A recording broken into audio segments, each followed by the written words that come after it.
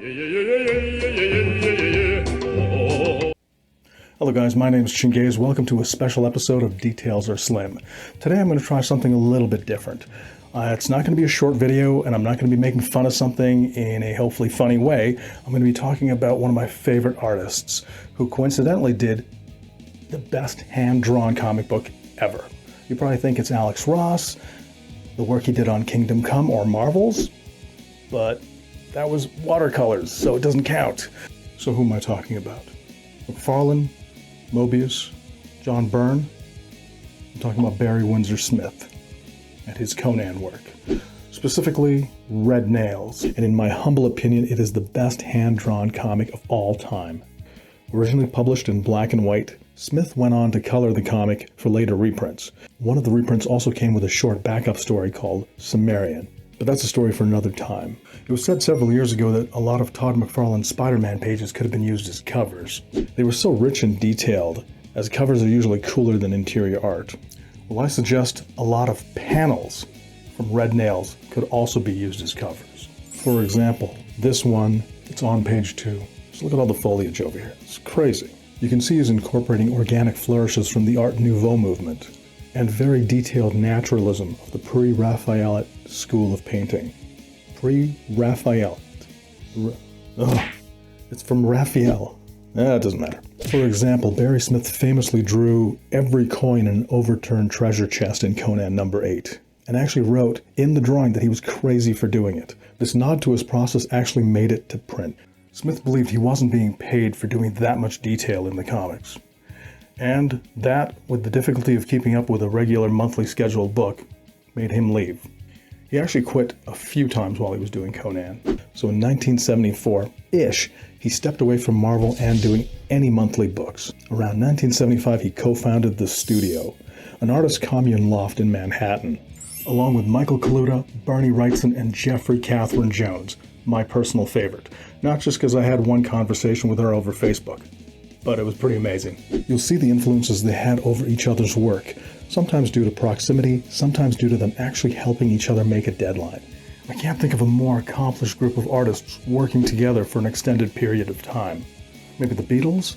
They might have been the Beatles of comic book. Now let's jump back a bit to 1968. Smith and fellow artist Steve Parkhouse traveled all the way to New York from England and just knocked on the doors at Marvel, all on the strength of one telegram they received.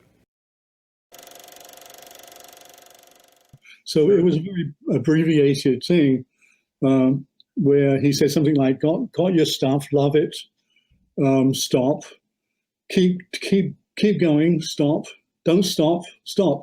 It was good, and that was enough for me.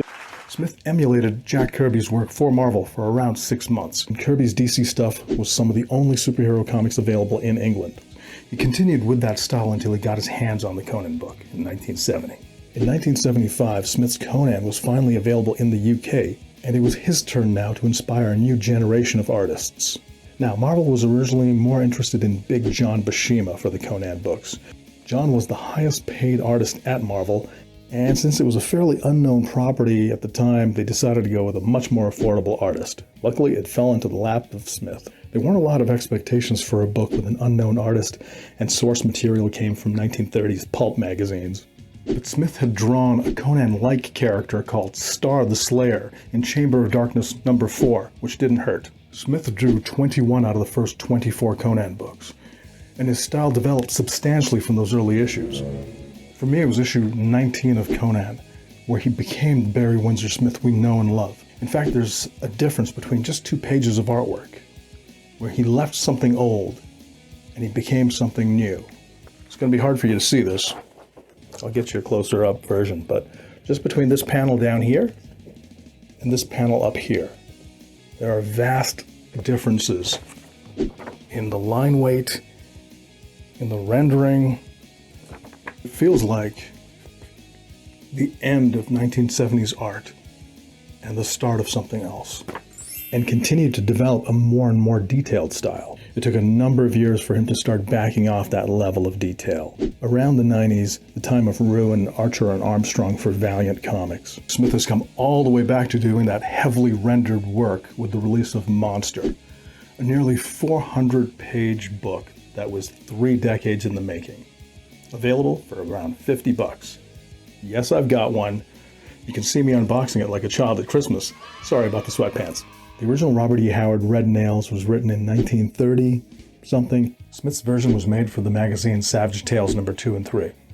In 1974, Smith was nominated by the Academy of Comic Book Arts Awards for Best Individual Story Dramatic for Red Nails, alongside the writer Roy Thomas. The book has been reprinted several times, which makes it really helpful and affordable, because in the original Savage Tales No. 1 was also the first appearance of Man-Thing. So you can't just go buy that.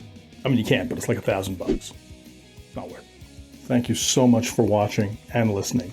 Now, before I tell you to get out, let's listen to an excerpt from Broken Sea Audio's Red Nails, as read by Mark Kaluta.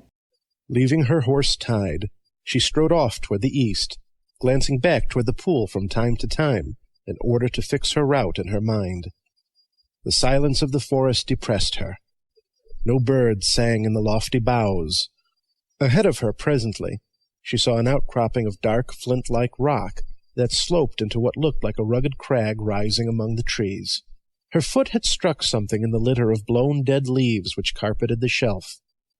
She kicked them aside and looked down on the skeleton of a man. She scrambled up to the summit of the spire and looked toward the horizons. She wheeled cat-like, snatched at her sword, and then she froze motionless.